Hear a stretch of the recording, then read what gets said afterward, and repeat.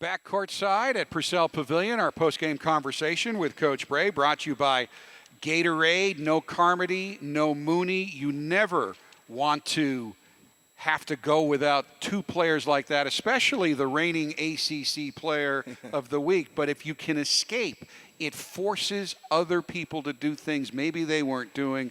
So many people contributed tonight, led by Rex Pfluger, but Juwan Durham was great. I mean, everybody on that roster who you put in the seven-man rotation helped you win. You know, you gave us the kiss of death earlier today because you said, well, you know, I don't think you'll be all right, even though you don't have Johnny. It was off the air. I know, it was off the air, but, you know. Yeah, I'm going to have to run laps now tomorrow. The benefit is, no, you're right, though. I mean, a Juwan Durham had to do more and did. I thought Nate Laszewski's plays in the second half, when there was game pressure, we came out and executed some stuff. And, you know, you look for little things to grow a guy and to get confident, no matter who you're playing. And for us to figure out a way to do it without Johnny, and, you know, they have nothing to lose, I'll take it, because I figured it was going to be interesting, and it was. Coach, you mentioned Nate. It seemed like after he got hit across the neck and face with that flagrant one, he kind of came out with a different edge to him. Could you sense in the huddle that he was kind of ticked off by that? You know, he's been driving the ball better, and he's gotten more athletic and stronger. Tony Werlinski, he is lifting, and he's up around the bucket, able to dunk it, and he's not just a shooter. I mean, he can get to the basket and do some things. So, I just think for him, a heck of a night, you know, and I was wondering, you know, and we all were at times in the second half. Well, you know, Johnny's not around. Somebody else has got to do it. I thought Rex and TJ just steadied us the whole game. They had to play almost the whole game, and they just kind of steadied us. And, you know, again, we're fortunate to get it, and let's get Johnny healthy and get ready for Thursday.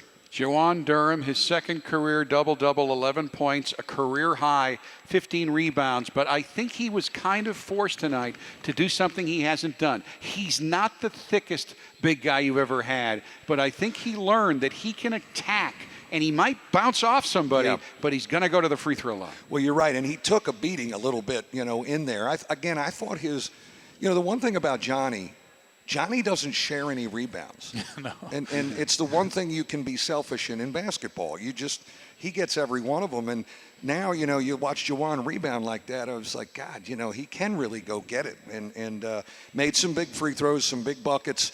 And he gave us a presence back there in the zone. When we went zone, that helped us because they were hard to guard. One player we haven't talked about yet, Coach, Nick Jogo.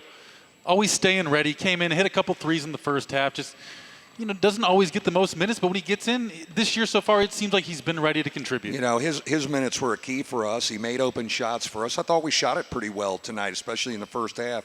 But, you know, he's a veteran. He's played a lot, and I thought he gave us a little bit of a defensive presence. But you're right. I mean, we played 7 guys. We had the 7, and they all needed to do something to help us. You mentioned Rex already, but I think we got to go back to him, the leadership he gave you. They say it's a year to come back from that surgery. He's still 6 weeks away from a year, but he keeps getting better and better, and he had 6 assists tonight, and I think people forget 10 assists in the game he went down against Purdue. Your offense was running so well last year when he was on the floor, and he's not your point guard, but when he's on the floor, the offense just runs better. He is he's playing with such a great tempo and poise, and he's not forcing anything, and that's why I think he's shooting it better, because he's not playing too fast. He's not able to play too fast because, you know, I think the injury kind of slowed him down a little bit, but I thought his poise and toughness and just kind of keeping us right there was a key. And he goes 35 minutes. We sure have jumped up from 20 minutes real quick, haven't we? Well, hopefully Johnny is getting some rest, because at 8:30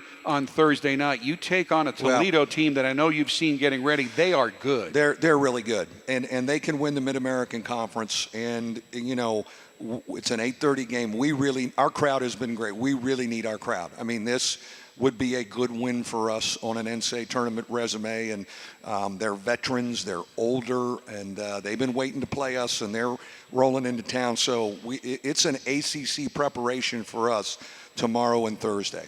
Coach, thank you. Tomorrow and Wednesday, excuse me. Thank you.